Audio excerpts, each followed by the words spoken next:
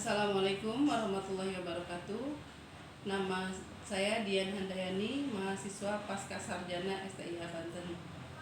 Pada kesempatan kali ini kita akan membahas tentang budaya organisasi.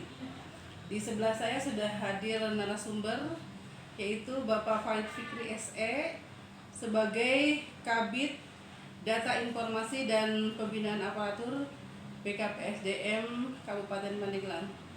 Selamat siang Pak Fikri. Siang Ibu. Seperti kita ketahui ya Pak, bahwa budaya organisasi itu adalah sistem nilai yang dipahami bersama, kemudian sengaja disosialisasikan dan dapat diimplementasikan pada perilaku dan sikap masing-masing anggota organisasi.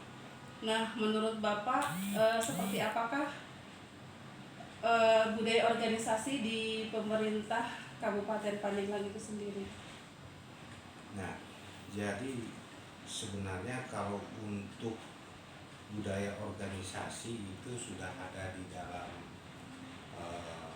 Perbuk gitu ya, Perbuk nomor 59 tahun 2020 tentang kode etik, di mana di sana itu mengatur mulai dari tata cara berorganisasi, berbangsa dan bernegara, bahkan sampai kepada masyarakat gitu. Nah, jadi dalam masyarakat, jadi sebenarnya ASN itu bukan hanya sebatas profesi yang bekerja di perkantoran saja. Bukan asal datang pagi pulang sore ya Pak ya. Iya, kemudian dia melaksanakan tugas, tetapi juga dalam berkehidupan bermasyarakat juga diatur, gitu diatur. Nah, makanya di dalam Perbuk nomor 59 tahun 2020 ini diatur sampai kepada tata cara berorganisasi dan bermasyarakat.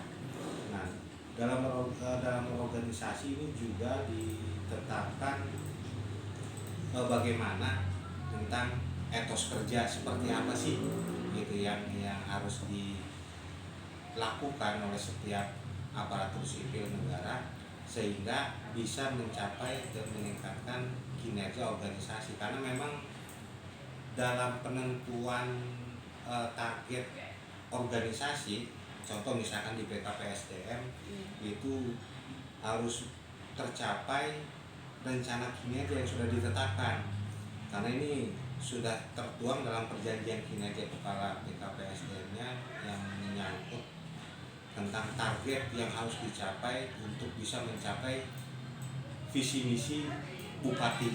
Oh ya, jadi kepala OPD sudah membuat perjanjian kinerja. Sudah membuat perjanjian kinerja. Nah, jadi itu yang ditetapkan dalam perjanjian kinerja. Nah, kemudian yang di bawahnya mulai dari sekretaris, kepala bidang sampai kepada fungsional dan pelaksananya itu harus menjabarkan kegiatan apa saja yang harus dilakukan guna mencapai target organisasi tadi sesuai dengan tugas pokok dan fungsinya. Iya, betul. Sehingga bisa berjalan ya. Betul.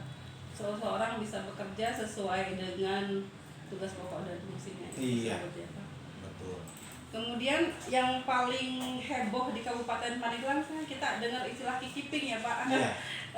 Tapi bukan makanan ya kikiping di sini. Betul. Ya Pak. Seperti apa kikiping itu Pak? Nah, jadi kikiping ini sebenarnya sebuah sistem informasi kepegawaian. Jadi kita buat singkatan sih sebenarnya kikiping itu. Singkatannya dari kinerja, Ki yang kedua itu kehadiran, P-nya pegawai, Eng-nya Pandeglang. Oh iya, jadi ada singkatannya ya Iya, Pak. ada singkatannya kinerja, kehadiran, pegawai, Pandeglang, jadi kikiping. Nah, itu kinerja itu adalah sebuah sistem informasi yang menggambarkan tentang penilaian kinerja aparatur sipil negara.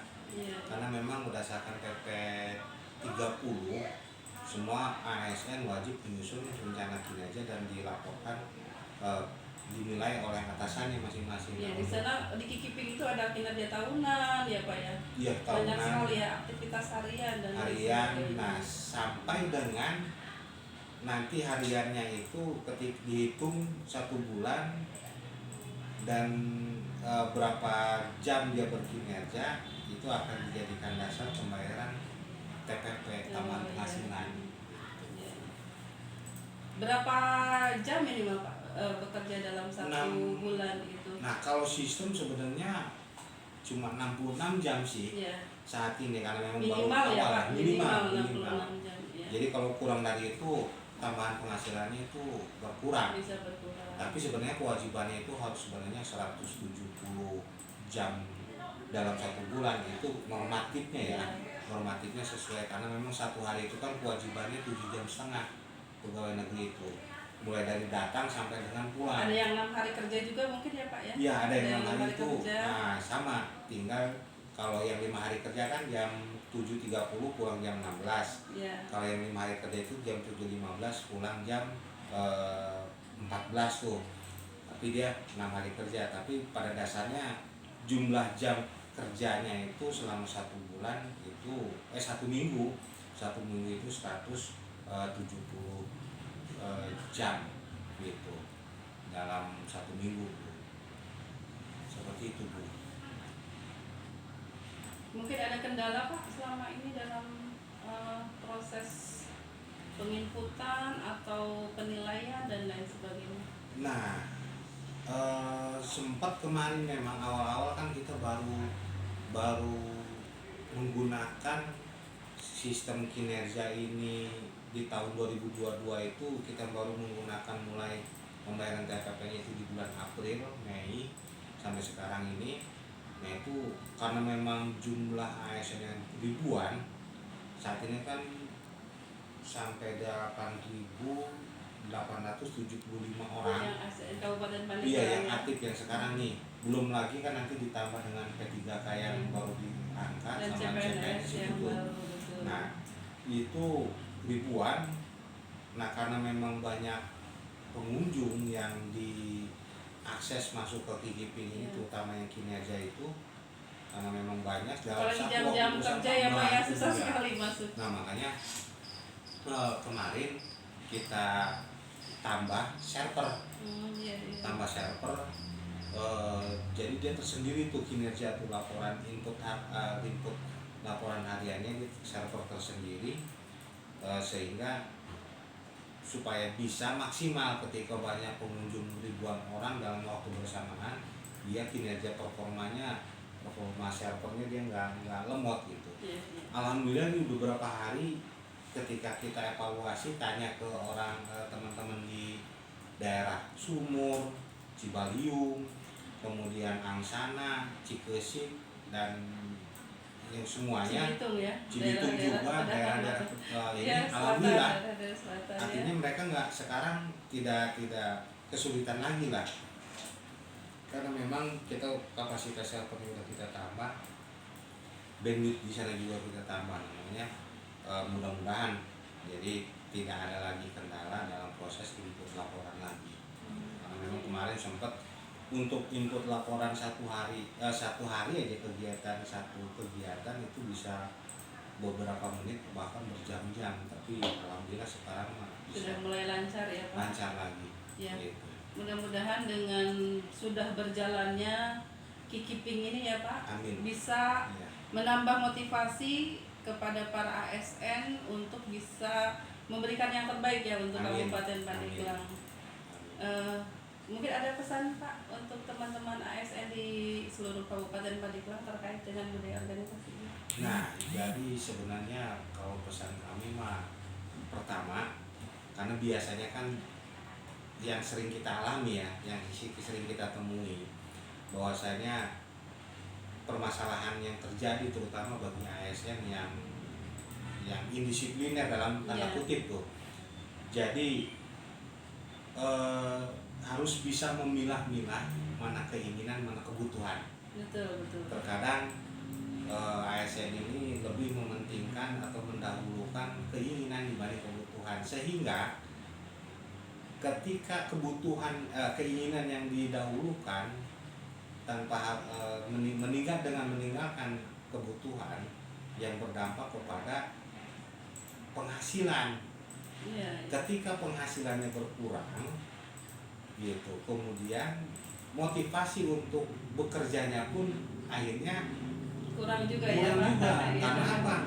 Penghasilannya dia sudah hilang atau digadaikan lah gitu, karena untuk memenuhi keinginannya tadi. Iya, betul. Nah, sehingga motivasi udah berkurang, sehingga dalam berkinerja, dalam berorganisasi pun ya akhirnya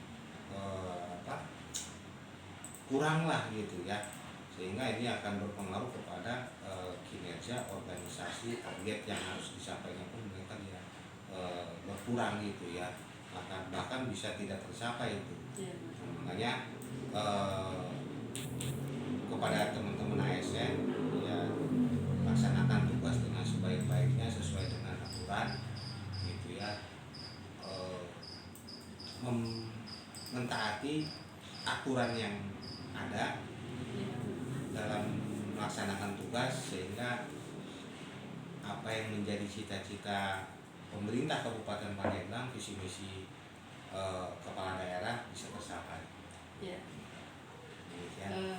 Baik Bapak Ibu sekalian, kita sudah berbincang-bincang tadi dengan Bapak narasumber, mudah-mudahan bermanfaat khususnya untuk HSN dan untuk pemerintah Kabupaten Pandeglang. Terima kasih Amin. banyak Pak atas Ya, waktunya. sama-sama. Assalamualaikum warahmatullahi wabarakatuh. Waalaikumsalam.